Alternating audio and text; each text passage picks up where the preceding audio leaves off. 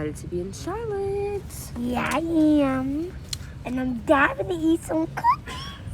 Okay, cookies it is. What's up, YouTube? So, welcome to Sade's World. We are in Charlotte. We just made it. We left last night from Portland International Airport at about 10 o'clock. We took off at 10:21. I am traveling with my baby, and then also I have my baby girl with me as well, and then I have Shador. So we are all traveling. There's baby girl right there. So we are all traveling and on our way to Atlanta.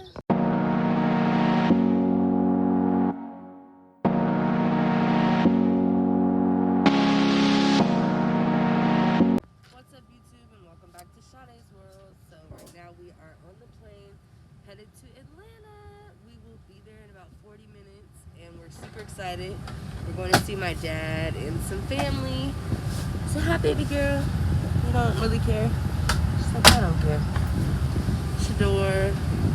We just got done having breakfast in Charlotte, so I'm pretty exhausted. I'm tired. I'm ready to get to the hotel, take a shower, and relax. And I'm pretty sure the kids are too. So stay tuned with us as we take this amazing journey. Yep. What's up, guys? Welcome to Sade's World. So today I finally got my Destas. I will be back once I get my plate just to show you guys what I got, and then just to kind of give you guys my honest opinion on the food.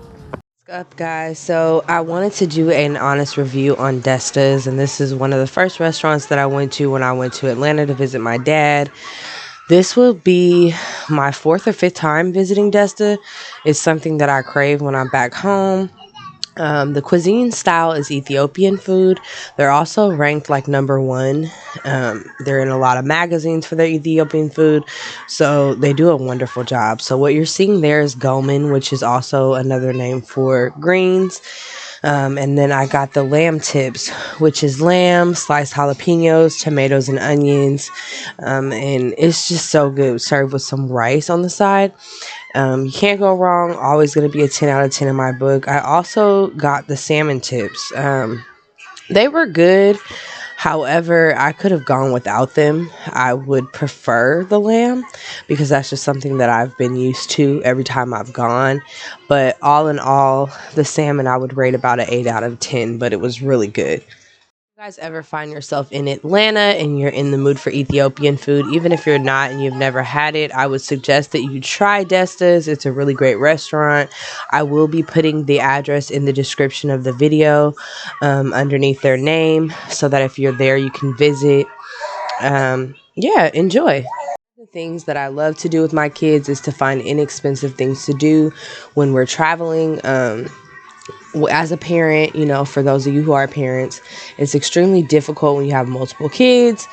Sometimes to do some of the attractions that you'll find in bigger cities. And so what I find to be extremely helpful, sorry guys, it's my toddler, she's teething. So yeah, what I find extremely helpful is to try to find inexpensive activities to do. And one of the things that I love to do when I go to Atlanta is to visit Piedmont Park. There's a lot of things to do. They have a pool there. They have some little spots that you can grab snacks and food from. Great for walking. It's a huge park, so there's a lot of space. Yeah, so Piedmont Park is a really great attraction. It has a lot of things to do, as I was just mentioning. Sorry, there's so many pauses in this video. I literally have my toddler who's about to be 1. She's having a really hard time with her teething. And so, you know, as parents do, you know, I kind of have to live my life on the go in terms of like being prepared to stop and go whenever she needs me. So that's why you guys are going to get a lot of pauses. Anyways, Piedmont Park is a really great attraction. So like I said, they have like pools, stuff like that. The walking is great. They even have like a little exhibit there, I think, too. When we did go, they had some food trucks there, and there was like a festival that had happened that day, which is really cool. I also seen like a young lady with her friends. They had board games, they had paint, they had wine. So they, it's really a very fun type of park. So what we did was we went to a seafood bowl restaurant, which I wouldn't really suggest this. I wasn't thinking too smart when I decided to get like the shrimp boil. We had to peel shrimp. It was pretty messy. Another thing is the bathrooms are pretty far out. So if you have younger children, it can be really difficult if you're not trying to have them go like behind a tree, especially for like a little girl or something, or just period, honestly. The bathrooms are a further distance away. So I would say, all in all, we had a really great time, and this was something that we did prior to going to Candytopia.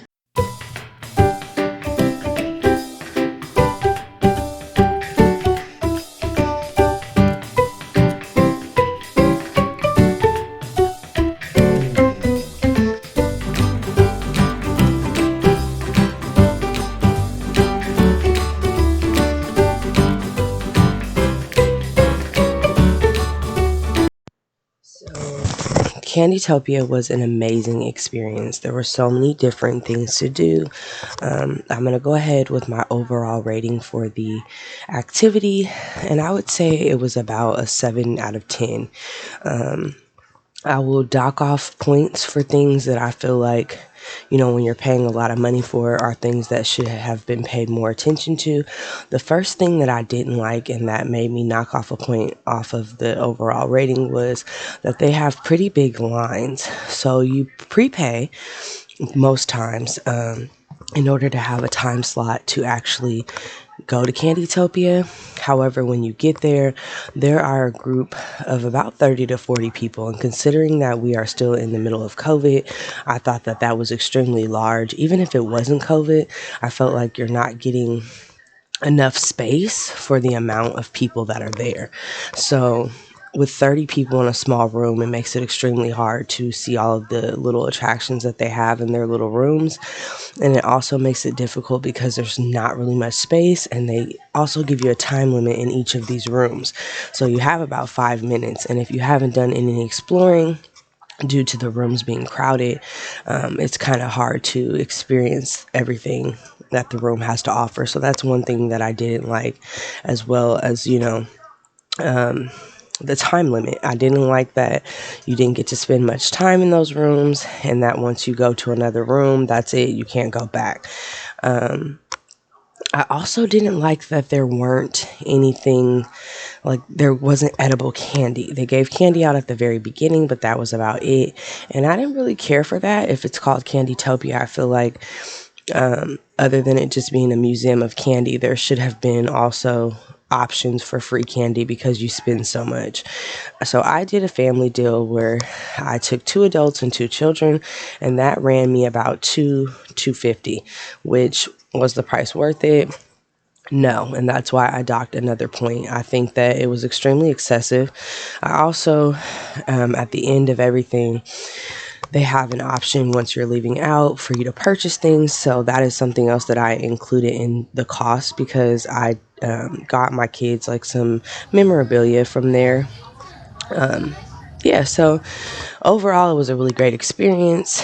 There were multiple different rooms. So I put together a montage video wise of the photos that I took. And then there also will be some video clips just showing you the different rooms. Now, once again, this is a museum of candy. So they had a lot of different things that were really fun. They had an aquarium themed candy room. They had like a Willy Wonka themed candy room. One of the things that I did love about the experience was that they do offer really great backdrops and green screens.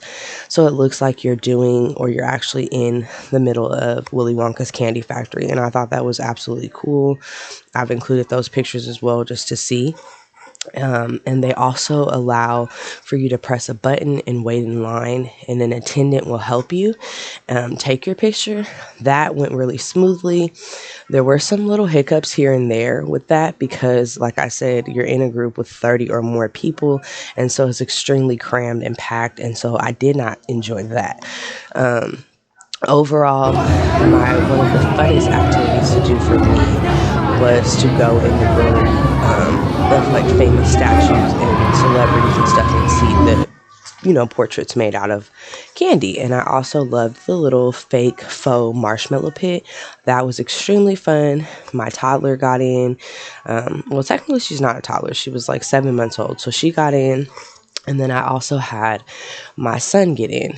I wouldn't recommend bringing a phone in there or AirPods or anything that could slip out your pocket because you would never find it again. There were a lot of kids running around. But overall, it was a really fun experience. And it's something that I got to say that me and my kids experienced together. And we could, kind of cross that off of our bucket list. We were there for my 29th birthday. And because I was pregnant this year, even though I've been pregnant for the last 2 years on my birthday, I wanted to incorporate this birthday, even though it was my birthday, for my kids. I wanted my kids to feel like it was their birthday too. So I did activities that made them, kind of have fun, and it gave us memories, and things to kind of take off our bucket list. So I would give them a 7 out of 10.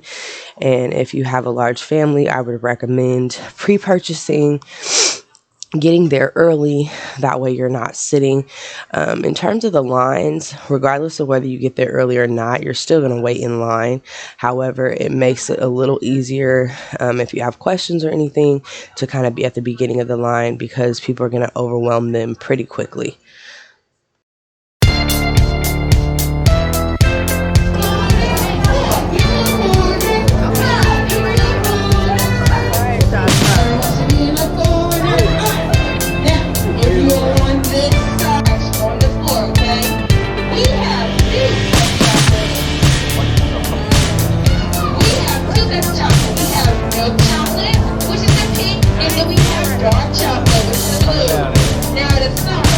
Take one, but you know what you got?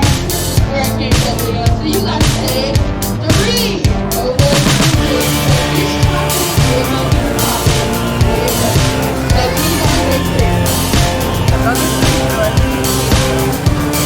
got to make 3.